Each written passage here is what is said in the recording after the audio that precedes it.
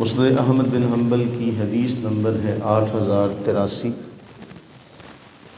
حضرت سیدنا ابو ہریرہ رضی اللہ تعالی عنہ سے بیان فرماتے ہیں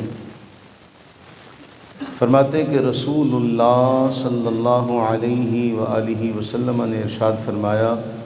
ان الیہود والنصارى لا تصبغوا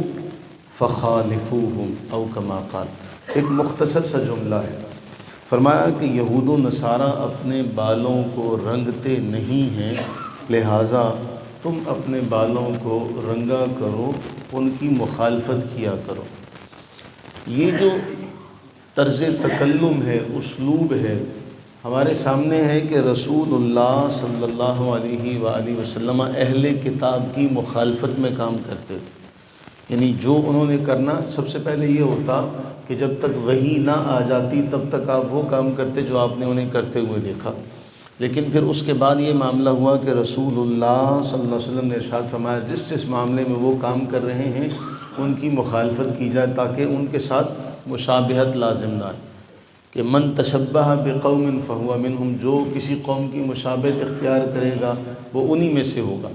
تو خاص کر مذہبی معاملات میں تو کہا گیا کہ ان سے بالکل تشبہ نہیں ہونی چاہیے، دنیاوی معاملات میں تشبہ بہت سا معاملات میں ہوتی ہے۔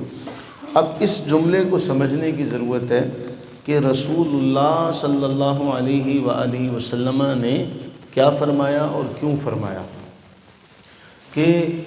اس لیے محدثین فرماتے ہیں کہ ایک بار اپنے بالوں کو عمر بھر میں ایک بار رنگا جائے تاکہ جو رسول اللہ صلی اللہ علیہ وآلہ وسلم کا حکم ہے جسے بعض نے مستحب کہا، کم از کم وہ ایک بار ضرور پورا ہو جائے۔ اچھا، اس میں ایک اور بڑی اہم بات یہ ہے کہ رسول اللہ صلی اللہ علیہ وآلہ وسلم نے بعض روایات میں منع فرمایا کہ سیاہ رنگ کے خضاب کو استعمال نہ کیا جائے، باقی کسی بھی رنگ سے اپنے بالوں کو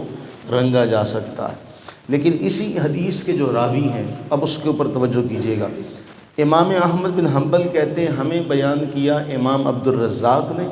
نمبر 2 وہ کہتے ہیں ہمیں بیان کیا حضرت معمر نے، وہ کہتے ہیں ہمیں بیان کیا امام زہری نے، انہوں نے ابو سلمہ سے اور انہوں نے ابو ہریرہ سے رضی اللہ تعالی عنہ۔ اب کہتے ہیں امام احمد فرماتے ہیں کہ عبد الرزاق جب یہ حدیث بیان کرتے تو اس میں یہ بیان کیا کرتے تھے کہ امام زہری جن سے حضرت معمر نے روایت لی، یعنی عبد الرزاق نے حضرت معمر سے لی اور معمر نے امام زہری سے لی،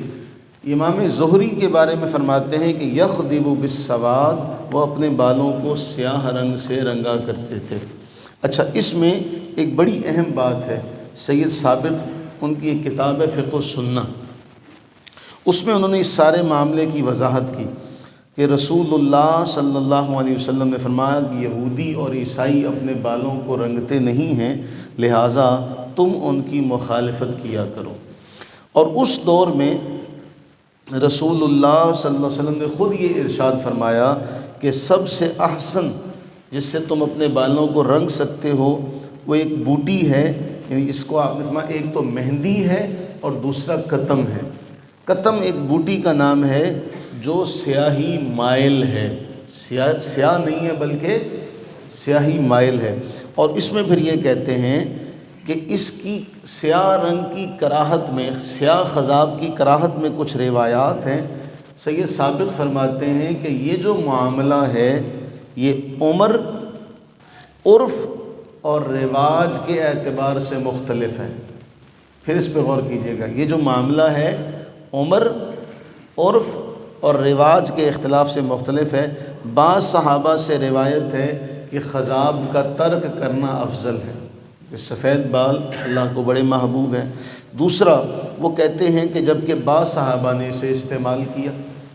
یعنی اگر آپ استعمال کرتے ہیں تب بھی صحابہ کرام علیہم رضوان سے ثابت ہے، اور آپ نہیں کرتے تب بھی صحابہ کرام علیہم رضوان سے یہ ثابت ہے۔ دونوں اعتبار سے آپ کسی نہ کسی صحابہ کے نقش قدم پر ہیں۔ ایک بڑی اہم بات یہ نقل کرتے ہیں کہ امام ابن حجر نے فتح الباری میں جو بخاری کی شرح ہے اس میں امام زہری رحمہ اللہ سے ایک جملہ نقل کیا کہ ہم سیاہ خضاب تب تک استعمال کرتے جب تک چہرہ جوان ہوتا، لیکن جب بڑھاپے کے آثار نظر آتے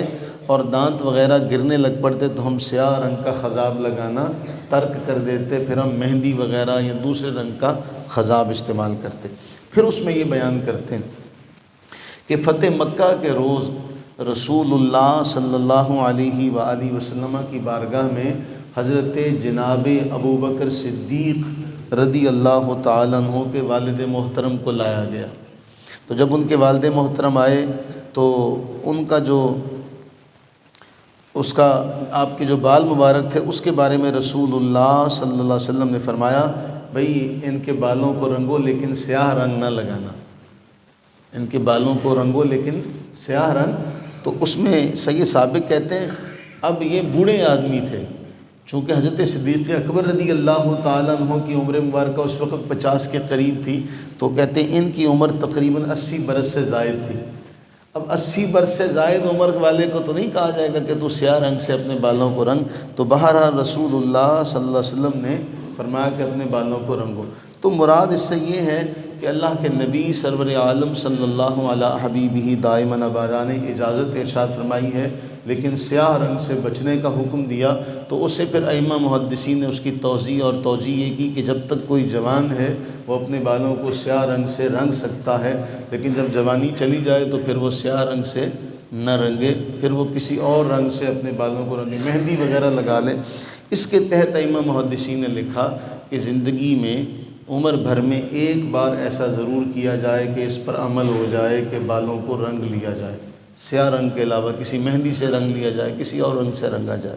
لیکن میں نے پھر دونوں صحابہ کرام علیہم رضوان کے افعال آپ کے سامنے ذکر کیے کہ بعض صحابہ کرام علیہم رضوان اپنے بالوں کو رنگتے تھے اور بعض نہیں رنگتے تھے۔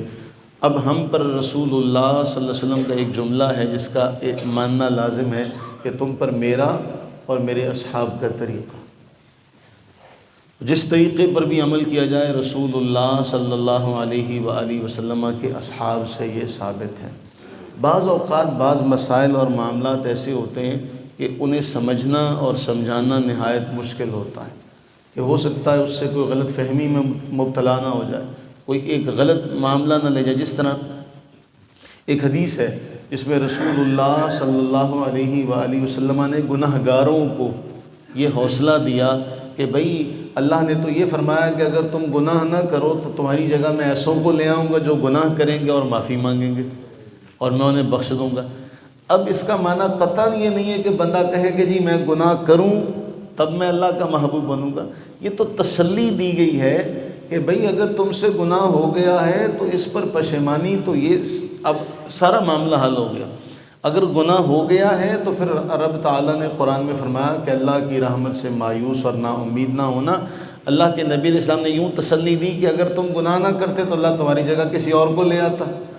ان یشاء یذہبکم ایھا الناس، قرآن نے بھی فرمایا کہ وہ تمہیں لے جائے اور تمہاری جگہ کسی دوسری قوم کو لے آئے جو گناہ کرے اور معافی مانگے۔ تو اصل معاملہ ہے اللہ سے رجوع کرنا، جو پسندیدہ ہے وہ کیا ہے؟ اللہ کی بارگاہ میں جانا، اللہ کے حضور جانا۔ تو بعض احادیث کو سمجھنا سمجھانا بڑی مشکل کی بات ہوتی ہے۔ اسی طرح سے ایک حدیث کی کتاب ہے، اس کا نام ہے مشکل الآثار، اس میں اس طرح کی ساری روایات کو اکٹھا کیا گیا کہ جن کی تشریح توضیح جو ہے وہ بغیر کسی سمجھانے والے کے سمجھ میں نہیں آ سکتی، کیونکہ الفاظ جو ہیں وہ ان کا ہر پہلو جو ہے وہ ہر طرف نکلتا ہے۔ اللہ سے دعا کریں کہ اللہ تعالی ہمیں ایسے معاملات میں قلب سلیم عطا فرمائے، ہمیں استقامت علی الدین عطا فرمائے، آمین ثم آمین۔